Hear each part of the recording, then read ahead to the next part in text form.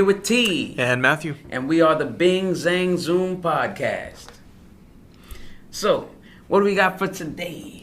We got a lot of good entertaining things today. One thing that we want to touch on is the Sonic movie came out. Mm-hmm. Yeah. Now, did you see it? I haven't seen it yet. So I'm going to give What my are you review. waiting for? I know. I wasn't fast enough, see? That was the thing. Gotta go fast? Yeah. I actually did go and see it. I really enjoyed it. It is a family movie. It is a kid's movie. It is one of these, and then the cartoon characters comes through a portal into our world and wacky antics to get them back to their world. But as far as one of those films go, it was definitely the best one. The re-edit was amazing. The look at him made him so much more endearing. I probably wouldn't have seen the movie if it wasn't for the reanimation. Yeah, because the first one was not good. It was off-putting. At all. Like, who was that? That wasn't Sonic. Well, that was a cat, a blue cat. Yeah, and so much of the film was a love letter to Sonic. Like, there were so many references and Easter eggs and drawbacks and, callbacks, not drawbacks. Yeah, and it just wouldn't have been the same without him looking like Sonic. Right. How do you think Jim Carrey did? I mean, Jim Carrey was Jim Carrey. Right. You know what I mean? Jim. Like I think I said on the podcast before, he's a one-trick pony, but it's a good trick. Yeah. And this is one where that character did very much fit in his wheelhouse, and it was what he needed to be. But Sonic actually, I don't know the exact dollar amount. I need to look it up. But it's the #1 opening weekend for a video game movie ever. What? Oh, snap. Well, that does make sense. So shout out to Sonic for that, because I know that's like video game movies have a stigma surrounding them, and they normally don't do too Mortal well. Kombat, Lara Croft, Detective Pikachu. Like even the good ones. Yeah. Like it still beat out all of them. I mean, obviously there's a lot of bad comic or super. Why can't I talk today? Video game movie adaptions. Yeah. Like well. I'm glad that Sonic did good. I wouldn't have wanted... That'd be like if Super Mario came to the big screen again, right? Right. A new reiteration. Because this is the first time Sonic is on the big screen. If they came out with another Super Mario, I mean, I would hope that people would at least go and check it out, just because that's a lot of people's childhood. But Sonic, they had to do right by Sonic, because Sonic was a lot of other people's childhood, and they already made a Super Mario movie. So, if you can call it that. Yeah, right. It was two supers. Okay, that was it. That's about as super as that one got. But I'm glad to hear that Sonic did well, and I'm probably gonna end up going to see it with the kids. I think the kids will really like it too. Yeah. It is definitely in that wheelhouse that they'll be quoting the lines and running around real fast around the house. Oh goodness, that's probably not a good thing. On second thought, I'm not going to go see this movie with the kids. Thanks for the review. But talking about Mario, this is just a quick plug for somebody else, a YouTube channel that no longer puts out content, but it's a channel called Idea Channel, and they proposed in one of their first videos, but then they remade it in one of their last ones, that Mario is the world's greatest piece of surrealist art. If you guys want to look into that, I highly suggest Idea Channel and looking it up. It'll Idea Channel. Expand your mind. Oh, okay. All right. Well, no affiliation. Not a sponsor. Yeah, not at all. But, I don't know how much more my mind could expand, because my skull doesn't have a lot of room. But yeah. So the bat suit came out. Yeah. So tell us about the Batman costume and how you feel about that. The movie itself. Dramatic pause.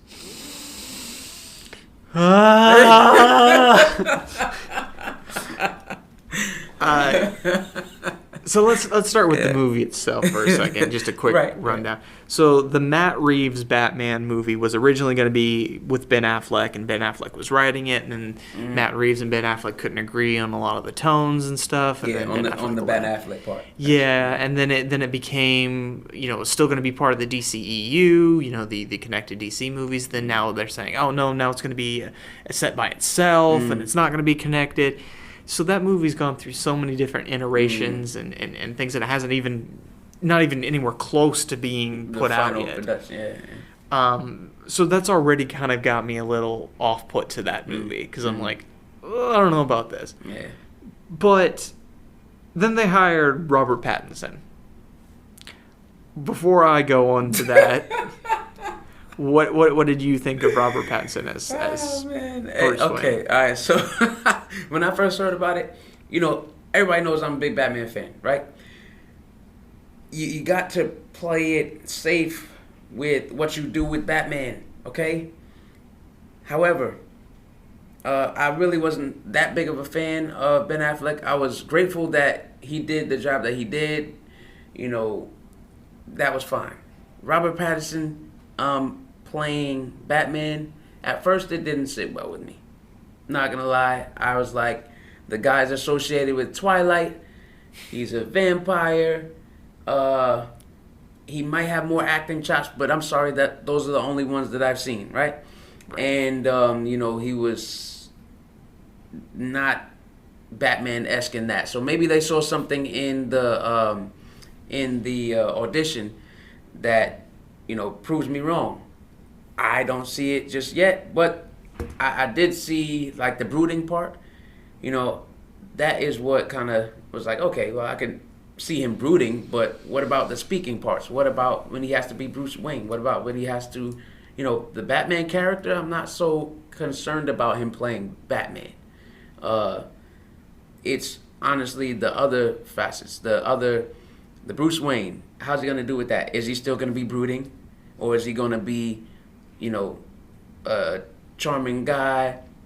Can he look like and act like he has lots of money? Is he going to be able to turn it on and turn it off, to the level that Christian Bale did and Michael Keaton did? That I don't know, but those are the two greats, and that's all we have to base it off of. So it's every other Batman hasn't really held up besides Adam West. Adam West, shout out to Adam West. Rest in peace. Yes. So I think Robert Pattinson, and I understand that he's done a lot of, better movies in recent years, and he did The Lighthouse, which, is really trending right now. I don't think that Robert Pattinson is a bad actor, and I don't really necessarily hold Twilight against him because he's not really a fan of Twilight either. You do what you got to do to get your career off the ground.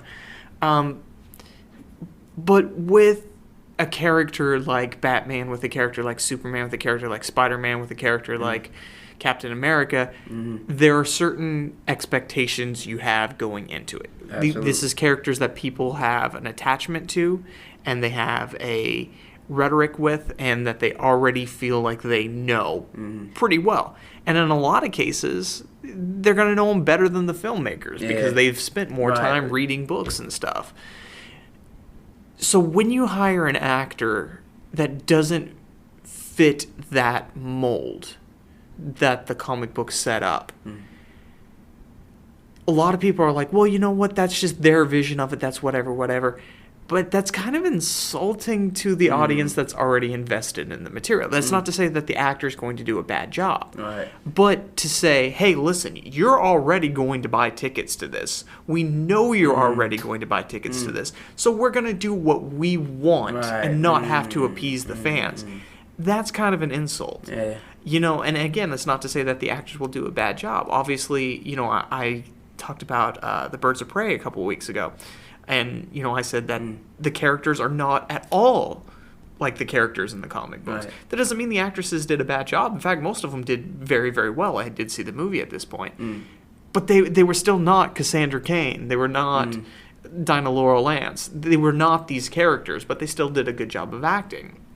And I have a feeling that with Robert Pattinson, that I don't even know if he will do a good job of acting, but I know that I'm not going to see him as Batman. You know, I don't know. I'm not saying that he will do a bad job, but like, so with like Heath Ledger and Ben Affleck and all these people, I'd said, you know what? I think they're going to do an amazing job of acting. I think it's going to be an Oscar-worthy performance, but I think the writing is not going to be Batman. Right. This one, I'm thinking that the writing is going to be really spot on because they've gone through so many different versions before coming to this one. But I think that his performance is just not going to be Batman. Yeah, and not saying that he's going to do a bad job of acting, right? But he just won't be that character. Do you think that he would have been better off playing a different role, Penguin, or maybe Nightwing or something like that? Or do you feel like he just shouldn't be involved with Batman, period? I don't know. I mean, I'd have to sit back and think about it. I mean, there maybe be a character that he would be good at. But nothing like is immediately popping in my mind as like, oh yeah, he'd be really good as this or that. Yeah. I mean, maybe if I thought about it for a bit, I'd come up with something. Right. But yeah, I don't know. I mean, and who knows? History could prove me wrong. But one thing that is really, really, really annoying me though is all the people that's like, well, you can't criticize it until you see it. No, that's what trailers are for. Yeah. That's you can't criticize it until you see. Well, you know what? If you're wanting me to invest my $15 in it, you're going to have to sell me on this. Right. Yeah. And that's why they put out this image of the suit is to try and sell you on it. Did the suit sell you on the movie? Well, the suit reminded me of the suit that's in the video games. The suit that's in. Is it Origins? No. The Arkham games? Yeah, in the Arkham games, it looks like one of the suits from the Arkham game. Actually, it does remind me of the suit from Arkham Origins, right? The video game. And it's cool and all, and it was, it's a glimpse. It's kind of dark, but overall, I didn't like one specific aspect. I think the bodysuit was fine. I think that maybe it was just the angle that they were doing it from, but where you could see his nose, you haven't been able to see Batman's nose like underneath for a while. I don't think that's just not the depiction of Batman that I'm looking for. A little bit less nostril for me, but of course this might not be the end suit as well. This might be something that they're using to just promote it, and then, they might make changes and tweaks here and there. But that's one of my little gripes is I don't want to see his nostrils. Definitely, the mask has issues. Yeah. I mean, a lot of people are pointing out that it looks like Daredevil. Yeah, and it does. Get to see the horns either. So what do his horns look like? Are they the short ones? Are they longer? the ears? Yeah. And that's a huge thing to me, too, is how the ears look. And the fact that they didn't show us the ears is really off-putting to me. These things better not be the original Batman had ears like this. Yeah. That didn't last very long, and then they went out to your side. For the audio people, he's pointing to his side. Yes. And so, the ones that go straight up, those are the ones that are the iconic ears. Do you like the shorter ears or the longer ears? I like the longer ears in... I'd say I go with the longer ears just because it stands out better. I agree. The 1989 Batman, long ears, it stood out. Christian Bale, semi-long ears. Yeah, it's kind of middle area there, but on the longer side. Yeah. I don't like the short ears. They just don't... Ben Affleck's are like an inch tall. Baby ears. Yeah. I think, like I said, the ears are definitely something. But the mask looks very Daredevil-like, but it also looks kind of like Adam West. Which, nothing against Adam West. Adam West was a great Batman for what it was. Right. But it was also 1966, and it was a comedy. So if you're trying to do a dark, serious detective, noir Batman, having a mask that you could see, you could literally see the stitching on, doesn't appeal to me. Yeah. Also, I think, really quick, that with the 1969 version of Batman, you might have been able to see all of the words to the podcast. You might have to go check that out and look for Bing, a Zang, and a Zoom in there somewhere. Wow. Again, shout out to Adam West and Adam West's version of Batman. Yeah. Just for that. Just for that. Yeah. Just for representing us before we were even born. But the suit does look very Arkham Origins, maybe even Arkham Knight, when the fact that it's this sort of metal plated thing, which I never really liked the metal plate for Batman. I always liked his suit to be a little bit more like streamlined, like the 89 version, or even sort of the Ben Affleck version. I thought the Ben Affleck suit was actually pretty good. Right. Yeah, the suit was good. I think that the 89 Batman is the best suit. Yeah. For me. Yeah. I like that one the best. Yeah, definitely. The other issues I really have with this suit is the bat symbol. I hate when the bat symbol's broken into different pieces. Yeah. That always gets on my nerves. It's like, I don't want it to be in different pieces. Make it one piece. Right. And I understand a lot of people are saying, like, oh, but it's a weapon. And I'm like, why would he have it as a weapon? I've seen other people say it's Joe Chill's gun. It's the gun that killed Batman's parents, and he broke it into pieces and made the bat symbol out of it. And I'm just like, well, that's kind of gross. Yeah, why would you? What?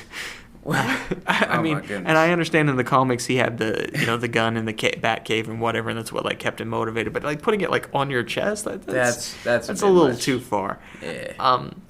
There was also the fact that the video had that red tone to it. Yeah, and I think part of that was so that way we wouldn't see the coloring because they haven't discovered the final color yet. But a lot of people were also pointing out that the red is very similar to the red that was used in the promotional pieces for Batman the Animated Series back in 1991. Oh, okay. So at least there's a little bit of that callback there. And Matt Reeves did say that Batman the Animated Series is going to be a huge influence on this incarnation. All right. Well, that part makes me happy. Yeah. Because I do like that. So again, I think that the film is going to be good. I think that the amount of investment that Matt Reeves put into it is proving that he's not just going with the first script that comes along. Right. But I just don't think I'm going to be okay with the cast. I really don't. And I think that's going to be the killing factor for me. Now, I have been wrong about people before, but typically my impression of them in the beginning is actually how they end up performing. I'm usually pretty good at knowing, like, well, this is how I feel about it now. This is how I feel about it later on. Right. And so, I mean, when the movie comes out, I may eat my words, I may not. But the thing is, nobody is ever rooting for a movie to fail. If we say something negative about something, or we say, I don't like it. Yeah, it's because you want it to change. It's because you want improvements. Yeah, exactly. You want to enjoy it. You're not actively rooting for it to fail. Yeah, especially you think about how many Batman movies have been made, right? Yeah. And it's Batman this, Batman that. We for the most part we know the stories. Yeah. So just do right by the story, do right by the fans, the people that really are Batman diehards, and you'll get all your money that you put in plus some back. If you don't, that's when you run the risk. Why hasn't this been noticed at some point? Is it because people want to put their own stamp on it as the directors, or okay? Yeah, that's exactly what it is. I mean, and the thing is that you look at, and this is a conversation that we can go on for hours and hours and hours. This is true. But you look at the Marvel movies versus everybody else who's tried a cinematic universe, particularly the DCEU. What is the main difference? What's the main difference that pops into your head? And then I'll tell you my difference opinion. Between the two? Yeah, between the DCEU and the MCU. Continuity is one. Let's see. Humor is another, because a lot of the DC is dark. But yeah, it is very dark. Yeah, true. Those are the two things that popped in my mind. So to me, the main difference is that Marvel puts the character representation first. They say, this is how the character is in the comics. Right. Or if it's like the Guardians of the Galaxy where they're going to reinvent them, they say, well, this is what we need to do for the character. Nonetheless, Captain America is Captain America. Iron Man is Iron Man. Everything else around the universe might change. The story might be different from the comics. It's a compressed timeline. Spider-Man might come in at a different point or whatever. But the characters are first and foremost the characters that we know. Right. Where with the DCEU, like Batman using guns, Superman snapping Zod's necks, all this. The DCEU seems to have this opinion that, well, Batman or Superman or Wonder Woman or whatever wouldn't sell. They wouldn't sell the way they do in the comic. There's a reason these characters have been around for 80 years. It's because people like them.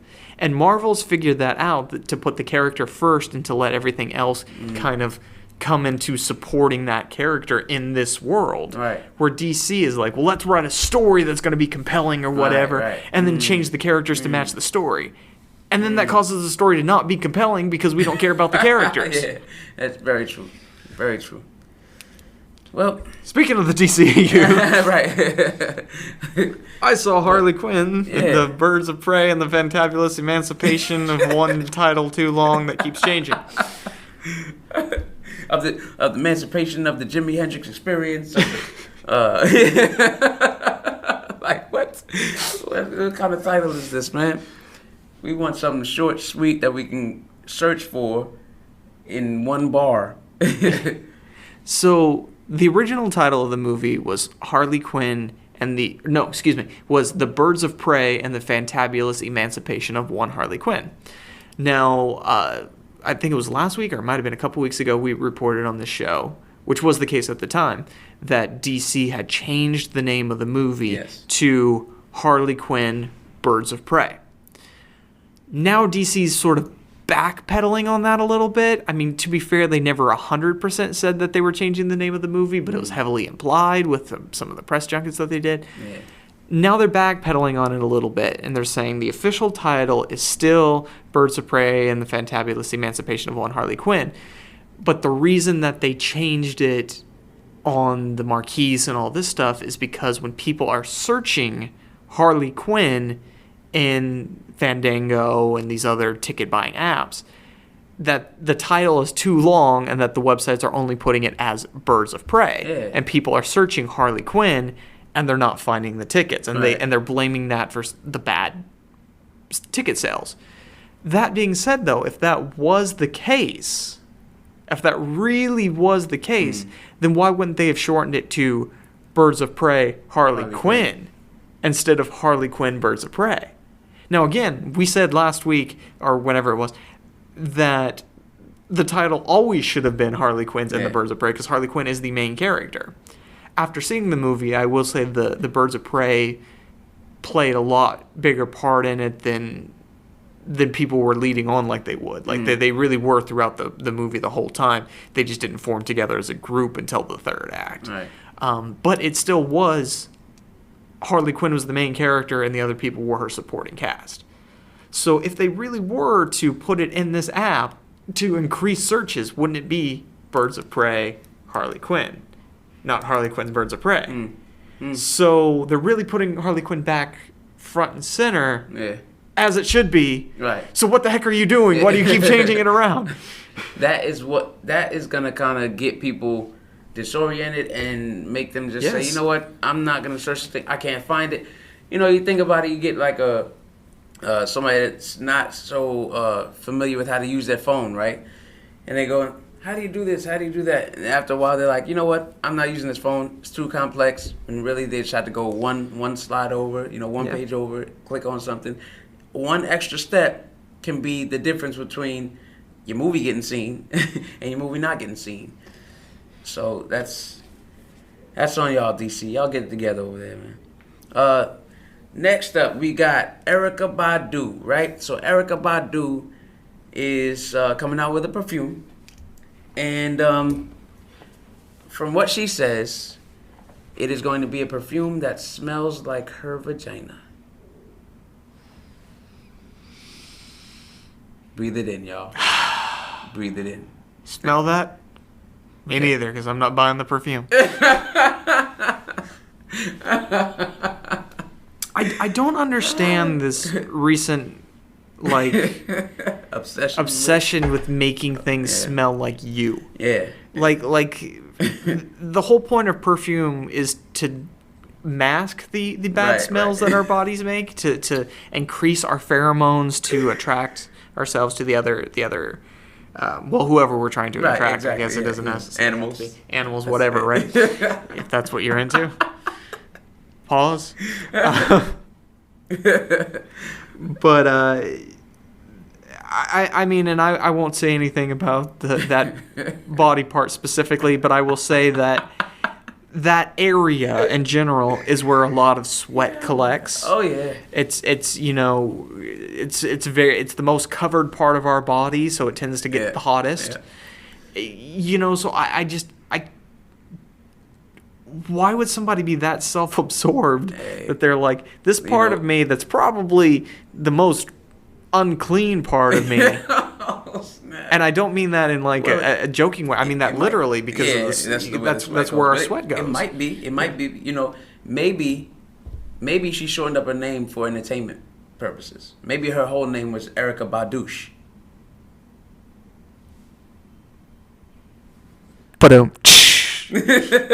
But at the end of the day, though, I think that if somebody wants to go and they want to put themselves out there like that, literally, then albeit to them. But if somebody says something negative about this, this perfume doesn't smell good, or it doesn't last long enough, canceled immediately. Need to put a little bit more. Yeah, like that's not. I don't know if I want to put myself out there like that, like literally. Yeah.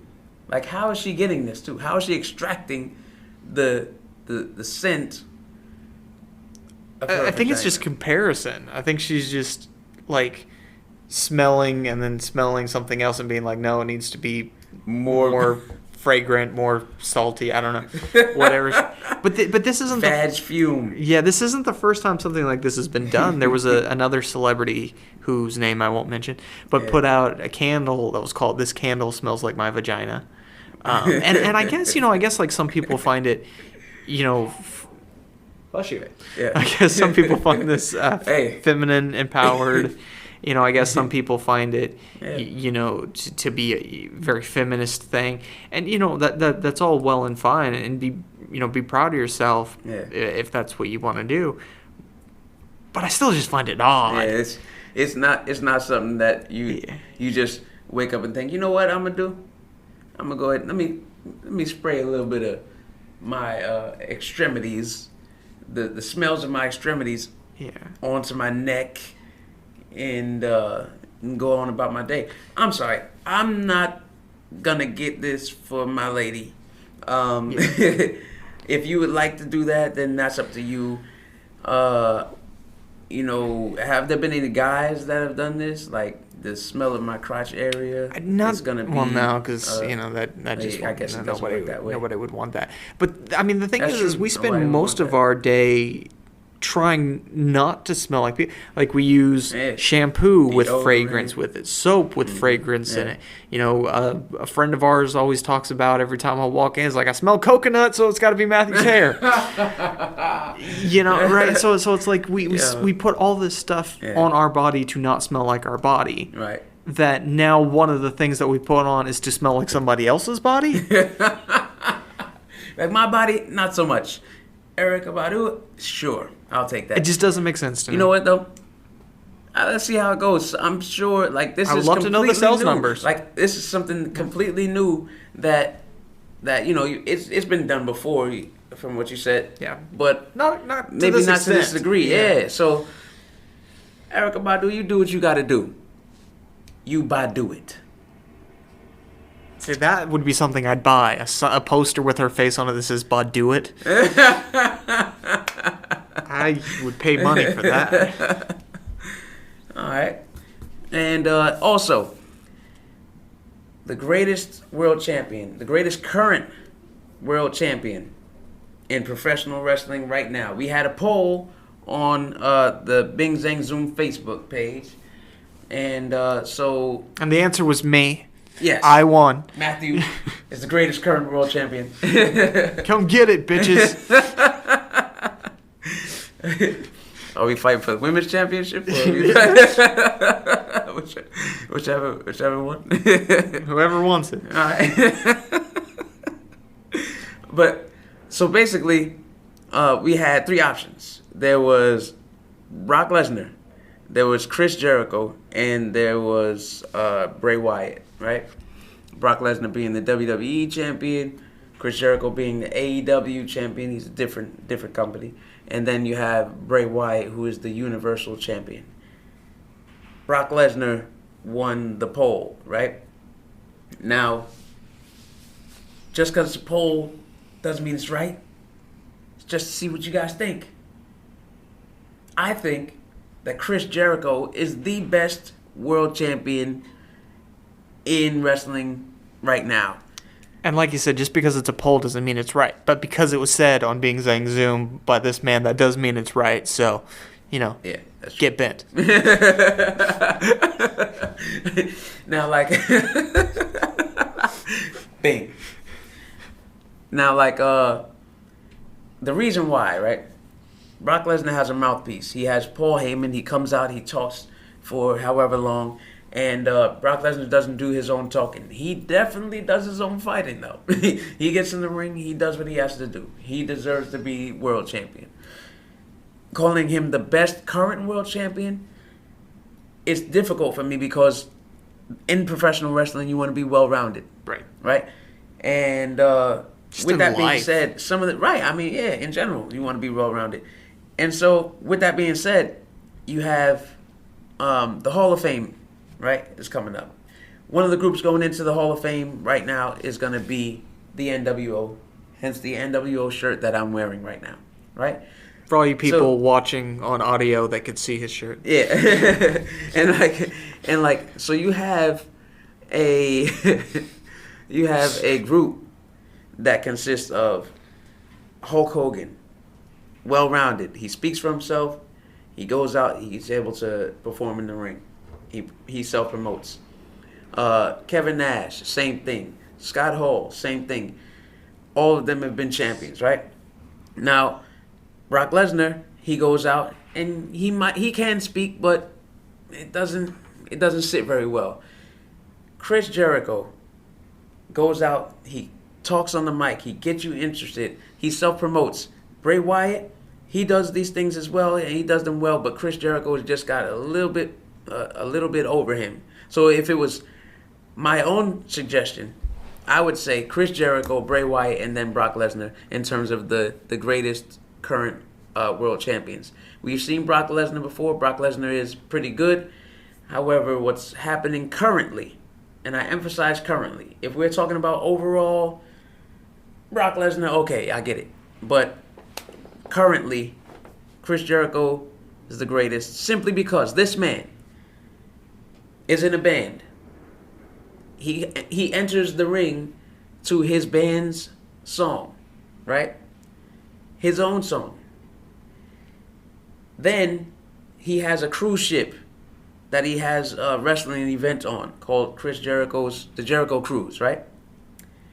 So on this particular day, Chris Jericho walks to the ring with the AEW World Championship with his own entrance music that he created playing in the background on his own cruise, and then he proceeds to win his match. So what you're saying is he's rich. Chris Jericho's the man. Okay? Chris Jericho, hands down, greatest current world champion in wrestling at the moment. If you agree, let me know in the comments. If you disagree, what's this? A new challenger! Basically. The time is now. Oh, man.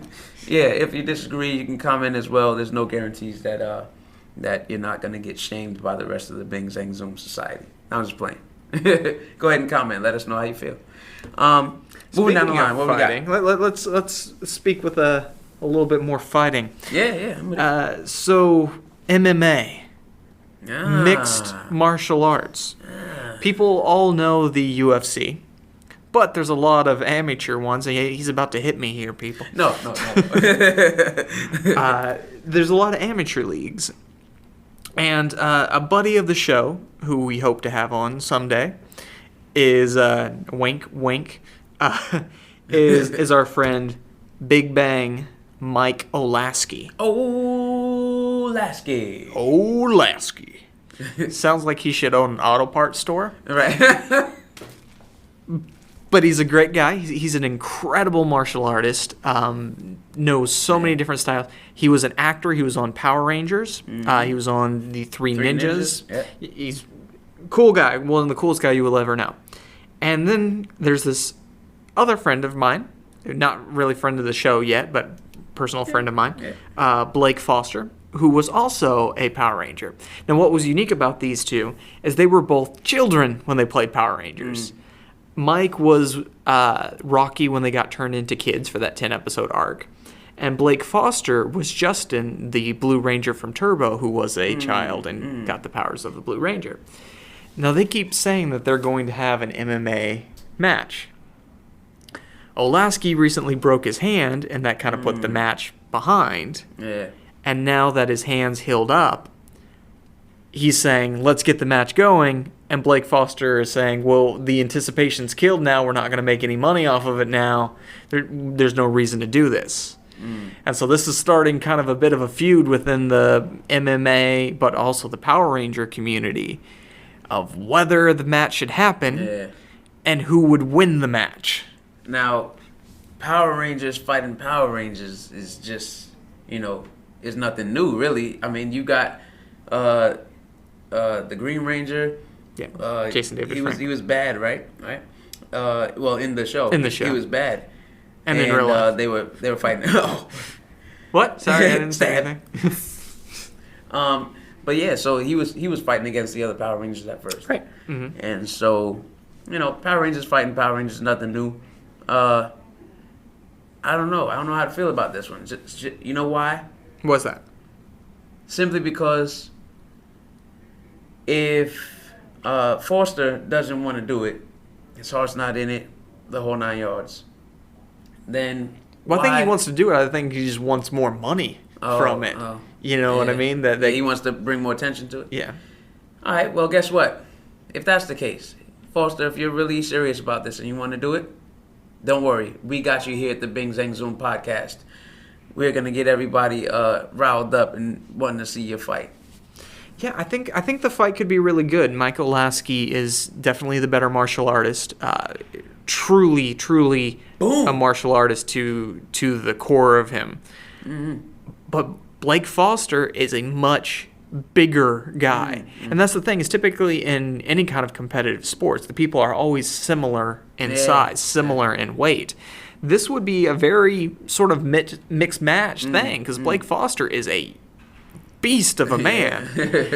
So you got one guy who's got the skill and the practice and put in the attention, and then you got the other guy who's just much bigger and just has the brute strength and does have martial arts skill himself, not to talk bad about him, but mainly the thing he's bringing is his size, his power, his the fact that he could sit on him and probably not get off. Right. So the classic skill versus power, speed versus strength. Yeah, I'm interested to see it. Let's make it happen, man. Let's get it. Olasky Foster. Round 1. Fight. Okay? It'll be like Ryu versus Ken. It'll be like the Red Ranger versus the Blue Ranger. That is what it is. Yeah. All right? I want to be Zordon. I want to watch. Okay? They should have the guy, David Fielding, who played Zordon, that did the voice of him. They should have him be the ring announcer. Oh, snap. Oh, I summon you. Rangers. Fight. That would be pretty sick. Yeah. All right, so the last thing we got on our list, unless we could think of something else to, pad it out a little bit longer, is we got. Did you know? And this might be news to you, but that this is Black History Month. It is? Yeah, you needed a white guy to tell you that. My goodness, this is goodness gracious. I'm about to hand in my card right now. This is wild. Hold on, let me see if I have it. Do you have it? Did you take it? No. Well, yes, I did. It is Black History Month. Yeah, and there's a lot of when Black History Month comes along, there's a lot of historical documentaries and things that are come out. Yeah. And one that really caught my interest was Sci-Fi Wired put out a 2-part documentary on their YouTube channel about Milestone Comics. Did you ever read any Milestone Comics? No. Are you familiar with Milestone? Not at all. Okay. So Milestone Comics was a comic company in the early 90s that was started by 4 gentlemen. The main known one is Dwayne McDuffie. Dwayne McDuffie is a literal genius. He went to college when he was just a kid. Wow. So I don't mean like genius like, oh, he's just incredible. Right. Like literally, he's like genius. Certified genius. Man. And he wrote in a bunch of comic books, but he's also well known for his work in animation. He did the Ben 10 and a lot of the other ones that your kids might have watched. That the Justice League animated series, et cetera, et cetera. But the whole point of Milestone Comics was to give more minority characters a forefront, because in the 90s there was the Falcon, there was Luke Cage, there was Green Lantern, et cetera, et cetera. But this was to really kind of represent a wider genre of minority characters. The most popular of which came out of Milestone was Static Shock. Okay. And so eventually DC took over Milestone. And there was, a lot of things that happened. The characters got integrated into DC. There was a bit of a fallout. They got taken out. They keep saying that they're going to reboot Milestone Comics. But then there's been some legal issues with McDuffie's widow. And so they keep not being able to reboot Milestone the way they want to. Like I said, Static Shock was the main sort of pull for a lot of people. For those of you who don't know, Static was a teenaged African-American boy who was very, very nerdy, liked Pokemon and things like that. And during a gang war, the police of Dakota City, where the comics take place, put out a tear gas that was supposed to lace the gangsters to try to, track them all down. And it ended up killing almost all of them. And the ones who survived ended absorbing the energy of whatever they were closest to. Virgil, who's Static, ends up falling against a generator and develops electromagnetic superpowers. And so it's kind of Spider-Man-esque, where he's balancing his day-to-day life as a teenager with being a superhero. Man, that's crazy. But they also had the Blood Syndicate, which was it was like the surviving gang members all decided to form a new gang, but they all have superpowers now. And so they're kind of the Punishers, but they're the teen book. So they're like the Teen Titans meet the Punishers. They're violent and over the top, but they are trying to do good, but they come from being in gangs before, so they're not quite sure how to do that. The Phoenix Jones of DC. Or the reversal. And then there was Icon and Rocket. And he was sort of their version of Superman. He was an alien that came to Earth and took on the form of a human that he saw, and he came to Earth during slavery, and the first person that he saw was the slaves working out in the field, so he took on the appearance of a black gentleman. And through the decades, has just been trying to survive and hasn't been using his powers or anything, and always naming himself the Junior, the Fourth, the whatever. And so he ends up being discovered by a young girl trying to rob him, and she ends up convincing him to become a superhero. And what's really interesting about this is he's Republican, because Lincoln freed the slaves. So he wants to so his Interesting. He's very conservative and whatever, but he's a superhero, and he's got this young girl who was living on the street and ends up becoming pregnant very early on in the comics, who becomes his sidekick. And so it's a very interesting sort of dynamic there. But you've got all these really well-written characters that were very true to life. Like, so much of characters now is so politically driven. Yeah. But the politics in these comics, because it was there, of course, was about, well, this is just their life. Right, this is just part of them. And so I just keep hoping after watching that documentary that they're able to reboot Milestone, even without McDuffie. It sounds like that would be a good, especially for now, and especially for the youth, especially in the African American community. If you don't see yourself represented very often, and then it can be difficult. But then when you see yourself actually represented, how those representations happen matter a lot. Unfortunately, we've got to go, but we're going to see you next time. This has been the Bing Zang Zoom podcast. You're here with T. And Matthew. And we will see you later. Farewell.